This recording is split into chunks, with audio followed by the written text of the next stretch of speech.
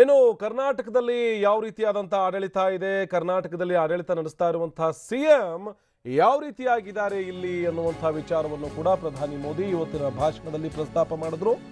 ಕರ್ನಾಟಕದ ಸಿಎಂ ರನ್ನ ಕ್ಲರ್ಕ್ ರೀತಿಯಲ್ಲಿ ನೋಡ್ತಿದ್ದಾರೆ. ಎಂಥದೊಂದು ಹೇಳಿಕೆಯನ್ನ ದೆಹಲಿಯಲ್ಲಿ ಪ್ರಧಾನಿ ಮೋದಿ ಮಾತನಾಡಿದ್ರು. ಕಾಂಗ್ರೆಸ್ ವಿರುದ್ಧ ವಾಗ್ದಾಳಿ ನಡೆಸುವಂತ ಸಂದರ್ಭದಲ್ಲಿ ಕರ್ನಾಟಕದ ವಿಚಾರವನ್ನು ಕೂಡ ಪ್ರಸ್ತಾಪ ಮಾಡಿದ್ರು ಪ್ರಧಾನಿ ಮೋದಿ. ಕರ್ನಾಟಕದಲ್ಲಿ ಸದ್ಯ ದೋಸ್ತಿ ಸರ್ಕಾರ ಇದೆ. ದೋಸ್ತಿ ಸರ್ಕಾರ ರಚನೆಯಾದ ಬೆನ್ನಲ್ಲೇ ಆ ಸರ್ಕಾರದ ಮುಖ್ಯಮಂತ್ರಿಯನ್ನ ಕ್ಲರ್ಕ್ ರೀತಿಯಲ್ಲಿ ನೋಡ್ತಾ ಇದ್ದಾರೆ. ಗಠಬಂಧನದ ಮೊದಲ ಸರ್ಕಾರ ಕರ್ನಾಟಕದಲ್ಲಿ ರಚನೆಯಾಗಿದೆ. ಆದರೆ ಕರ್ನಾಟಕದ ಮುಖ್ಯಮಂತ್ರಿಯನ್ನ ಕಾಂಗ್ರೆಸ್ ಪಕ್ಷ ಕ್ಲರ್ಕ್ ರೀತಿಯಲ್ಲಿ ನಡೆಸಿಕೊಳ್ತಿದೆ. ಬಿಜೆಪಿ ರಾಷ್ಟ್ರೀಯ ಕಾರ್ಯಕಾರಿಣಿಯಲ್ಲಿ ಮಾತನಾಡ್ತಾ ಇದ್ದಂತಹ ಮೋದಿ ಇಂಥದ್ದೊಂದು ಹೇಳಿಕೆಯನ್ನ ಕೊಟ್ಟರು. ದೆಹಲಿಯ ರಾಮಲೀಲಾ ಮೈದಾನದಲ್ಲಿ ನಡೀತಾ ಇರುವಂತಹ ಕಾರ್ಯಕಾರಿಣಿ ಇದು. ಹಲವಾರು ವಿಚಾರಗಳನ್ನ ಪ್ರಸ್ತಾಪ ಮಾಡ್ತಾ ಇದ್ರು. ಯಾವ ರೀತಿಯಾಗಿ ಕಾಂಗ್ರೆಸ್ ಜೊತೆಗೆ ಮಹಾಗಠಬಂಧನ ಆಗ್ಲಿ ಅಥವಾ ಘಟಬಂಧನ ಆಗ್ಲಿ ಯಾವ ರೀತಿಯಾದಂತಹ ವ್ಯವಸ್ಥೆ ಇದೆ ಈ ರಾಜ್ಯದಲ್ಲಿ ಎನ್ನುವಂತಹ ಮಾತುಗಳನ್ನ ಮೋದಿ ಹೇಳ್ತಾ ಇದ್ರು.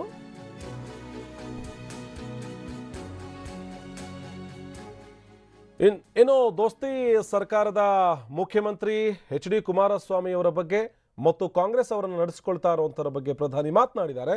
ಏನ್ ಮಾತಾಡಿದ್ದಾರೆ ನೋಡೋಣ ಬನ್ನಿ. और कर्नाटक में जहां गठबंधन की पहली सरकार बनी है वहां के मुख्यमंत्री क्या कह रहे हैं?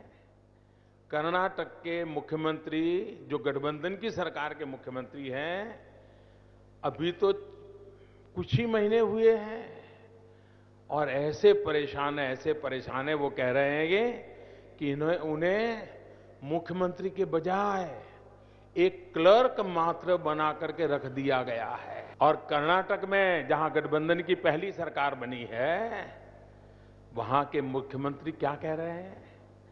कर्नाटक के मुख्यमंत्री जो गठबंधन की सरकार के मुख्यमंत्री हैं अभी तो कुछ ही महीने हुए हैं और ऐसे परेशान है वो कह रहे हैं कि उन्हें मुख्यमंत्री के बजाय एक क्लर्क मात्र बना करके रख दिया गया है। और कर्नाटक में जहां गठबंधन की पहली सरकार बनी है वहां के मुख्यमंत्री क्या कह रहे हैं? कर्नाटक के मुख्यमंत्री जो गठबंधन की सरकार के मुख्यमंत्री हैं अभी तो कुछ ही महीने हुए हैं और ऐसे परेशान है वो कह रहे हैं कि उन्हें मुख्यमंत्री के बजाय एक क्लर्क मात्र बना करके रख दिया गया है। और कर्नाटक में जहां गठबंधन की पहली सरकार बनी है वहां के मुख्यमंत्री क्या कह रहे हैं? कर्नाटक के मुख्यमंत्री जो गठबंधन की सरकार के मुख्यमंत्री हैं ಈ ಮಾತುಗಳನ್ನ ಕೇಳಿಸ್ಕೊಳ್ತಾ ಇದ್ವಿ. ಘಟಬಂಧನದ ಮುಖ್ಯಮಂತ್ರಿ, ಕರ್ನಾಟಕದ ಮುಖ್ಯಮಂತ್ರಿ ಯಾವ ರೀತಿಯಾಗಿ ನಡೆಸಿಕೊಳ್ತಿದೆ ಕಾಂಗ್ರೆಸ್ ಅಂದ್ರೆ ಒಬ್ಬ ಕ್ಲರ್ಕ್ ರೀತಿಯಲ್ಲಿ ನಡೆಸಿಕೊಳ್ತಾ ಇದೆ. ಸ್ವತಃ ಇದನ್ನು ಮುಖ್ಯಮಂತ್ರಿಗಳೇ ಹೇಳ್ತಾ ಇದ್ದಾರೆ, ಕ್ಲರ್ಕ್ ರೀತಿಯಲ್ಲಿ ನಡೆಸಿಕೊಳ್ತಾ ಇದ್ದಾರೆ ಅನ್ನುವಂತಹ ಮಾತುಗಳನ್ನ. ಇದು ಘಟಬಂಧನದ ಪರಿಸ್ಥಿತಿ. ಅಂತ ಘಟಬಂಧನ ಈ ದೇಶಕ್ಕೆ ಬೇಕಾ? ಎಂಥದ್ದೊಂದು ಮೈತ್ರಿ ಸರ್ಕಾರಗಳು ದೇಶಕ್ಕೆ ಬೇಕಾ ಅನ್ನುವಂತಹ ಮಾತುಗಳನ್ನ ಮೋದಿ ಹೇಳ್ತಾ ಇದ್ರು. ಅಷ್ಟೇ ಅಲ್ಲದೆ ಎಲ್ಲೆಲ್ಲಿ ಈ ರೀತಿಯಾದಂತಹ ಮೈತ್ರಿ ಸರ್ಕಾರಗಳು ಬಂದಿದೆಯೋ ಅಲ್ಲೆಲ್ಲ ಕಡೆ ಕೂಡ ಇಂಥದ್ದೇ ಸ್ಥಿತಿ ನಿರ್ಮಾಣ ಆಗ್ತಾ ಇದೆ. ಮೊನ್ನೆ ಅಷ್ಟೇ ಬಂದಂತಹ ಮಧ್ಯಪ್ರದೇಶದ ಸರ್ಕಾರ, ಅಲ್ಲೂ ಕೂಡ ಇಂಥದ್ದೇ ಒಂದಷ್ಟು ಮಾತುಗಳು ಕೇಳಿ ಬರ್ತಾ ಇವೆ. ನೀನು ಅಂಥ ಕೇಸ್ ತೆಗಿಬೇಕು, ಇಂಥ ಕೇಸ್ ತೆಗಿಬೇಕು ಅನ್ನುವಂಥ ವಿಚಾರಗಳು ಪ್ರಸ್ತಾಪ ಆಗ್ತಾ ಇದೆ. ಇಂಥ ಸಂದರ್ಭದಲ್ಲಿ ಈ ಮೈತ್ರಿ ಸರ್ಕಾರ ಅನ್ನುವಂಥದ್ದು ಬೇಕಾ ಅನ್ನುವಂಥ ವಿಚಾರವನ್ನ ಪ್ರಧಾನಿ ಮೋದಿ ಪ್ರಸ್ತಾಪವನ್ನ ಮಾಡ್ತಾ ಇದ್ದಾರೆ. ಅದರಲ್ಲೂ ಕೂಡ ಕರ್ನಾಟಕದ ಮಟ್ಟಿಗೆ ಎಚ್.ಡಿ. ಕುಮಾರಸ್ವಾಮಿ ಅವರ ಮಟ್ಟಿಗೆ ಕಾಂಗ್ರೆಸ್ ಮತ್ತು ಜೆಡಿಎಸ್ ಎರಡೂ ಪಕ್ಷಗಳ ಈ ಸರ್ಕಾರ ಏನಿದೆ ಅದರ ಮಟ್ಟಿಗೆ ಮಾತನಾಡ್ತಾ ಇದ್ದಂತಹ ಪ್ರಧಾನಿ ಇಲ್ಲಿ ಸಿಎಂ ಅನ್ನುವಂಥ ವ್ಯಕ್ತಿ ಕೇವಲ ಕ್ಲರ್ಕ್ ಆಗಿ ಕೆಲಸ ನಿರ್ವಹಿಸ್ತಾ ಇದ್ದಾರೆ. ಅವರನ್ನೊಬ್ಬ ಕ್ಲರ್ಕ್ ರೀತಿಯಲ್ಲಿ ನೋಡಿಕೊಳ್ತಾ ಇದೆ ಕಾಂಗ್ರೆಸ್. ಇಂಥ ವಿಚಾರಗಳನ್ನು ನೋಡ್ತಾ ಹೋದ್ರೆ ನಮಗೆ ಮೈತ್ರಿ ಸರ್ಕಾರ ಬೇಕಾ ಅನ್ನುವಂಥ ವಿಚಾರವೂ ಕೂಡ ಸ್ಪಷ್ಟ ಆಗುತ್ತೆ ಎನ್ನುವಂಥ ಮಾತುಗಳನ್ನು ಪ್ರಸ್ತಾಪ ಮಾಡ್ತಾ ಇದ್ರು. ಇದಿಷ್ಟೇ ಅಲ್ಲ, ಬೇರೆ ಬೇರೆ ವಿಚಾರಗಳನ್ನು ಪ್ರಧಾನಿ ಮೋದಿ ಬಿಜೆಪಿ ರಾಷ್ಟ್ರೀಯ ಕಾರ್ಯಕಾರಿಣಿಯಲ್ಲಿ ಮಾತನಾಡ್ತಾ ಇದ್ರು. ರಾಮಲೀಲಾ ಮೈದಾನದಲ್ಲಿ ನಡೀತಾ ಇರುವಂತಹ ಕಾರ್ಯಕ್ರಮ ಇದು. ಈ ಕಾರ್ಯಕಾರಿಣಿಯಲ್ಲಿ ಒಂದಷ್ಟು ವಿಚಾರಗಳನ್ನು ಪ್ರಸ್ತಾಪ ಮಾಡ್ತಾ ಹೋಗ್ತಾ ಇದ್ರು. ಮೊದಲಿಂದಲೂ ಕೂಡ ಭಾಷಣ ಮುಗಿಸೋವರೆಗೂ ವಿಚಾರಗಳನ್ನು ಪ್ರಸ್ತಾಪ ಮಾಡಿದ್ರು. ಅಲ್ಲಿ ದೇಶದ ಸ್ಥಿತಿಗತಿ ಬಗ್ಗೆ, ಈ ಬಿಜೆಪಿ ಸರ್ಕಾರ ಬಂದ ನಂತರದಲ್ಲಿ 4 ವರ್ಷಗಳಲ್ಲಿ ಆದಂಥ ಕೆಲಸ ಎಲ್ಲದರ ಬಗ್ಗೆಯೂ ಕೂಡ ಮಾತನಾಡ್ತಾ ಇದ್ರು ಪ್ರಧಾನಿ ಮೋದಿ. ಈ ಬಗ್ಗೆ ಮತ್ತಷ್ಟು ಮಾಹಿತಿಯನ್ನು ಕೊಡ್ತಾರೆ ನಮ್ಮ ಪ್ರತಿನಿಧಿ ಚಂದ್ರಮೋಹನ್ ದೂರವಾಣಿ ಸಂಪರ್ಕದಲ್ಲಿ ಜಾಯ್ನ್ ಆಗಿದ್ದಾರೆ. ಚಂದ್ರಮೋಹನ್, ಇದೆಲ್ಲವೂ ಕೂಡ ನೋಡ್ತಾ ಹೋದ್ರೆ ಒಂದು ಕಡೆ ಕರ್ನಾಟಕದ ಪ್ರಸ್ತಾಪ, ಮತ್ತೊಂದು ಕಡೆ ಮಹಾಮೈತ್ರಿಯ ಬಗ್ಗೆ ಪ್ರಸ್ತಾಪ, ಜೊತೆಗಿನ ಚುನಾವಣೆಗೆ ಯಾವ ರೀತಿಯಾಗಿ ನಾವು ಅಣಿಯಾಗಬೇಕು ಅನ್ನುವಂಥ ಮಾತು ಎಲ್ಲವನ್ನೂ ಕೂಡ ಪ್ರಧಾನಿ ಮೋದಿ ಮಾತನಾಡ್ತಾರೆ. ಅದರಲ್ಲೂ ಕರ್ನಾಟಕದ ಬಗ್ಗೆ ಕುಮಾರಸ್ವಾಮಿ ಅವರನ್ನ ಒಂದು ಕ್ಲರ್ಕ್ ರೀತಿ ನೋಡ್ತಾ ಇದೆ ಕಾಂಗ್ರೆಸ್ ಅನ್ನುವಂಥ ವಿಚಾರವನ್ನ. ಏನಿದ್ರ ಅರ್ಥ ಚಂದ್ರಮೋಹನ್? ಹೌದು ಆನಂದ್, ಸುಮಾರು 1 ಗಂಟೆ 23 ನಿಮಿಷಗಳ ಕಾಲ ಸುದೀರ್ಘ ಭಾಷಣವನ್ನ ನರೇಂದ್ರ ಮೋದಿ ಅವರು ದೆಹಲಿಯ ರಾಮ್ಲೀಲಾ ಮೈದಾನದಲ್ಲಿ ಮಾಡಿದ್ದಾರೆ. ಬಿಜೆಪಿಯ ರಾಷ್ಟ್ರೀಯ ಅಧಿವೇಶನದಲ್ಲಿ ಈ ಭಾಷಣವನ್ನ ಮಾಡೋ ಮೂಲಕ ಮುಂದಿನ ಲೋಕಸಭಾ ಚುನಾವಣೆಗೆ ಬಿಜೆಪಿ ನಾಯಕರನ್ನ ಮತ್ತು ಕಾರ್ಯಕರ್ತರನ್ನ ಸಜ್ಜುಗೊಳಿಸ್ತಕ್ಕಂಥದ್ದು ಮತ್ತು ತಮ್ಮ ಚುನಾವಣಾ ಅಜೆಂಡಾ ಏನು ಅನ್ನೋದನ್ನ ಈ ಭಾಷಣದ ಮೂಲಕವಾಗಿ ಸಂದೇಶ ರವಾನಿಸುವ ಪ್ರಯತ್ನವನ್ನ ನರೇಂದ್ರ ಮೋದಿ ಅವರು ಮಾಡಿದ್ದಾರೆ. ಮುಖ್ಯವಾಗಿ ದೇಶದಲ್ಲಿ ಈಗ ಕಾಂಗ್ರೆಸ್ ಪಕ್ಷ ಮತ್ತು ಬಿಜೆಪಿ ನಡುವೆ ತೀವ್ರವಾದಂತಹ ಹೋರಾಟ ಇದೆ.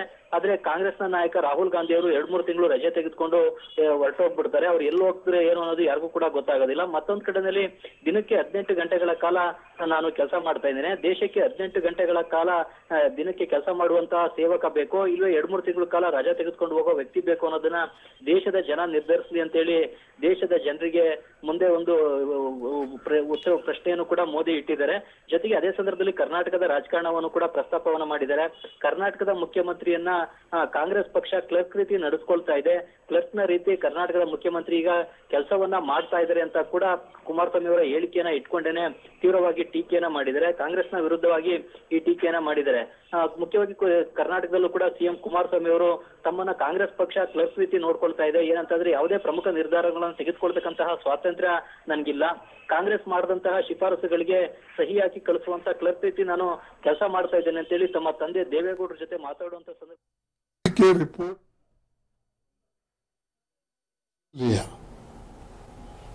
मैं ये पूछना चाहता हूं, जब मैं ये डिमांड भी किया कमेटी में कि इसमें पटनायक साहब का रिपोर्ट नहीं है, इसमें आलोक वर्मा को बुलाए वो क्या कहते हैं, तब ये बात आ गई कि सीबीसी रिपोर्ट में है. तो सीबीसी का रिपोर्ट पढ़ के भी हम गए थे, उसके जो मुद्दे हैं वो भी वहां उठाए थे और उठाने के बाद भी फिर भी उनको वहां से हटाने का प्रक्रिया चला है. हम किसी के फेवर में नहीं है. हम ये चाहते हैं कि जो उसूल हमने बनाए ले, जो हमारे कानून है, रूल्स है, प्रेसिडेंट्स है, उसके तहत हम चलना चाहिए. आलोक वर्मा को इंडिविजुअल को डिफेंड करने का सवाल नहीं है. सवाल ये है कि किस प्रोसीजर्स पे उनका अपॉइंटमेंट होता है और कौन सा प्रोसीजर फॉलो करके उनको निकालना होता है. जब किसी को निकालते भी हो तो वहां पर जो एलिगेशन करता है सिर्फ उसी की बात सुन के आप नहीं निकालते, दूसरे की भी बात सुन के वहां पर तय किया जाता है.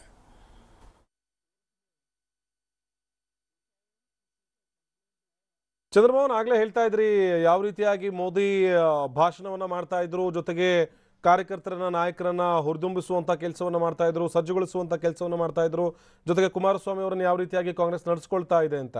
ಚಂದ್ರಮೋಹನ್, ಹೌದು ಆನಂದ್, ಮುಖ್ಯವಾಗಿ ಕಾಂಗ್ರೆಸ್ನ ವಿರುದ್ಧ ಮತ್ತು ಸೋನಿಯಾ ಗಾಂಧಿ ರಾಹುಲ್ ಗಾಂಧಿ ವಿರುದ್ಧ ವಾಗ್ದಾಳಿಯನ್ನ ನಡೆಸಿದ್ದಾರೆ. ಕಾಂಗ್ರೆಸ್ನ ನಾಯಕರು ನ್ಯಾಷನಲ್ ಹೆರಾಲ್ಡ್ ಹಗರಣದಲ್ಲಿ ಸಿಲುಕಾಯ್ಕೊಂಡಿದ್ದಾರೆ. ಕಳೆದ 2012ರಿಂದಲೂ ಕೂಡ ಅವರ ವಿರುದ್ಧ ಕೋರ್ಟ್ ನಲ್ಲಿ ಕೇಸ್ ನಡೀತಾ ಇದೆ. ಕೋರ್ಟ್ ನಿಂದ ಜಾಮೀನನ್ನು ಪಡ್ಕೊಂಡು ಹೊರಗಡೆ ಇದ್ದಾರೆ. ಜೊತೆಗೆ ಆದಾಯ ತೆರಿಗೆಯನ್ನು ಕೂಡ ಪಾವತಿ ಮಾಡದೆ ಅದನ್ನು ಕೂಡ ಮುಚ್ಚಿಡ್ತಕ್ಕಂತ ಕೆಲಸವನ್ನ ಕಾಂಗ್ರೆಸ್ನ ನಾಯಕರುಗಳು ಮಾಡ್ತಾ ಇದ್ದಾರೆ ಅಂತ ಹೇಳಿ ವಾಗ್ದಾಳಿಯನ್ನ ನಡೆಸಿದ್ದಾರೆ. ಇತ್ತೀಚೆಗೆ ಅಷ್ಟೇ ಐಟಿ ಇಲಾಖೆ ನ್ಯಾಷನಲ್ ಹೆರಾಲ್ಡ್ ನ ಆದಾಯ ತೆರಿಗೆ ಪಾವತಿಗೆ ಸಂಬಂಧಪಟ್ಟಂತೆ ಕೂಡ ನೋಟಿಸ್ ಕೊಟ್ಟಿತ್ತು. ಅದನ್ನು ಕೂಡ ಪ್ರಶ್ನೆ ಮಾಡಿ ಕಾಂಗ್ರೆಸ್ ಹೈಕೋರ್ಟ್ ಮೆಟ್ಟಿಲು ಹತ್ತಿತ್ತು. ಈಗ ಸುಪ್ರೀಂ ಕೋರ್ಟ್ ಮೆಟ್ಟಿಲು ಕೂಡ ಹತ್ತುತ್ತಾ ಇದೆ. ಇದೆಲ್ಲವನ್ನು ಕೂಡ ಪ್ರಸ್ತಾಪ ಮಾಡಿ ವಾಗ್ದಾಳಿಯನ್ನ ನಡೆಸಿದರೆ ಕಳೆದ 4.5 ವರ್ಷಗಳಲ್ಲಿ ತಮ್ಮ ಸರ್ಕಾರದ ವಿರುದ್ಧ ಯಾವುದೇ ಭ್ರಷ್ಟಾಚಾರದ ಆರೋಪಗಳು ಕೂಡ ಇಲ್ಲ.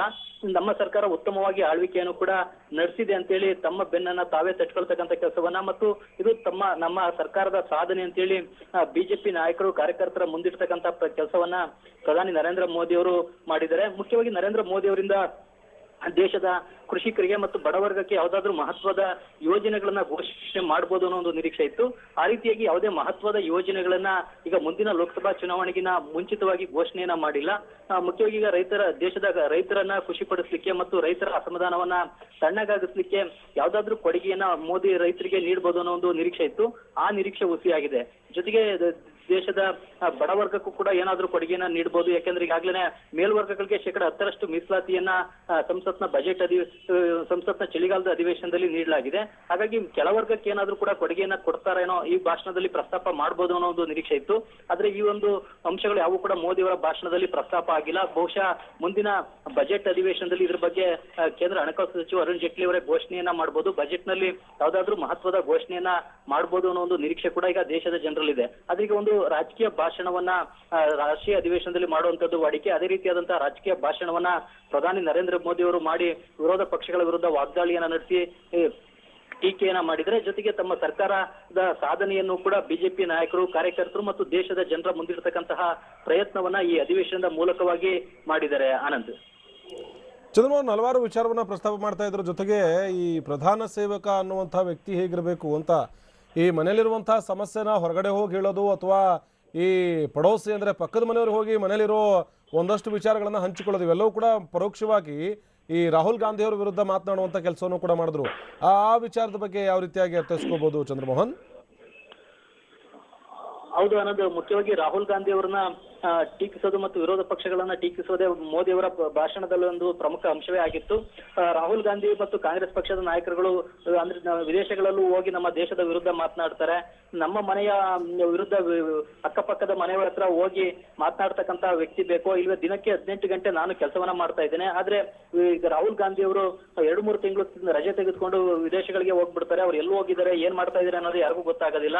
ಹೀಗಾಗಿ ದಿನಕ್ಕೆ 18 ಕೆಲಸ ಮಾಡ್ತಾರೆ. ಚಂದ್ರಮೋಹನ್, ಮತ್ತೆ ನಿಮ್ಮನ್ನ ಸಂಪರ್ಕಿಸ್ತೀನಿ. ಬ್ರಿಜೇಶ್ ಕಾಳಪ್ಪ ಅವರಿದ್ದಾರೆ, AICC ವಕ್ತಾರ. ಇವತ್ತು ಮೋದಿಯವರ ಭಾಷಣ ನೀವು ಕೂಡ ಕೇಳಿಸ್ಕೊಂಡ್ರಿ ಅನ್ಕೋತೀವಿ ಬ್ರಿಜೇಶ್ ಅವರು, ಯಾಕಂದ್ರೆ ಸಾಕಷ್ಟು ವಿಚಾರವನ್ನ ಪ್ರಸ್ತಾಪ ಮಾಡ್ತಾ ಇದ್ರು. ಈ 4.5 ವರ್ಷದ ಆಡಳಿತದಲ್ಲಿ ಬಿಜೆಪಿ ಸರ್ಕಾರದಲ್ಲಿ ಒಂದೇ ಒಂದು ಸ್ಕ್ಯಾಮ್ ಆಗಿಲ್ಲ, ಒಂದೇ ಒಂದು ಹಗರಣ ಆಗಿಲ್ಲ, ಅದು ಈ ಇಡೀ ಸರ್ಕಾರದ ಒಂದು ಸಾಧನೆ ಅನ್ನುವಂಥ ನಿಟ್ಟಿನಲ್ಲಿ. ಜೊತೆಗೆ ಕಾಂಗ್ರೆಸ್ ನಾಯಕರ ವಿರುದ್ಧ ಹರಿಹಾಯುವಂಥ ಕೆಲಸ, ನಿಮ್ಮ ಮೈತ್ರಿ ಸರ್ಕಾರದಲ್ಲಿ ಕಾಂಗ್ರೆಸ್ ಕುಮಾರಸ್ವಾಮಿ ಅವರನ್ನ ಇಲ್ಲಿರುವಂಥ CM ಅನ್ನ ಕ್ಲರ್ಕ್ ರೀತಿ ನೋಡಿಕೊಳ್ತಾ ಇದೆ ಅಂತ, ಇಂಥ ಹಲವಾರು ವಿಚಾರವನ್ನ ಪ್ರಸ್ತಾಪ ಮಾಡಿದ್ರು ಮೋದಿಯವರು ಬ್ರಿಜೇಶ್ ಕಾಳಪ್ಪ ಅವರೇ.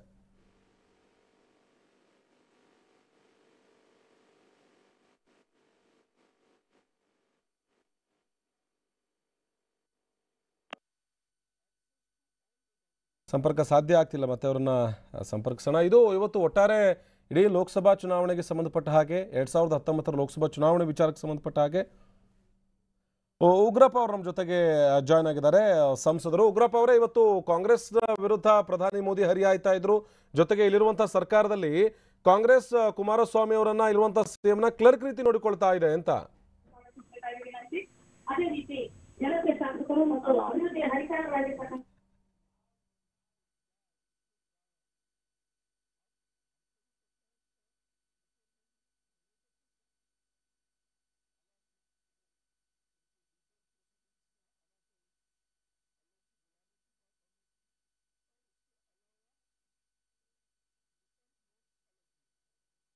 ಉಗ್ರಪ್ಪ ನಮ್ಮ ಧ್ವನಿ ಕೇಳಿಸ್ತಾ ಇದೆಯಾ ನಿಮಗೆ?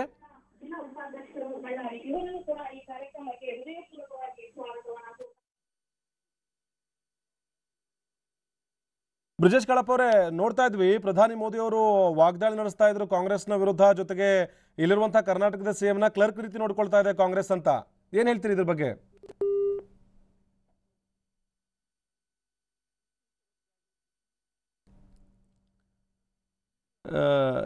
ಇವತ್ತು ಬಿಜೆಪಿ ರಾಷ್ಟ್ರೀಯ ಕಾರ್ಯಕ್ರಮ ನಡೀತಾ ಇತ್ತು, ಕಳೆದ 2 ದಿನಗಳಿಂದಲೂ ಕೂಡ ನಡೀತಾ ಇದೆ. ಇವತ್ತು ಪ್ರಧಾನಿ ಮೋದಿ ಮಾತನಾಡಿದ್ರು.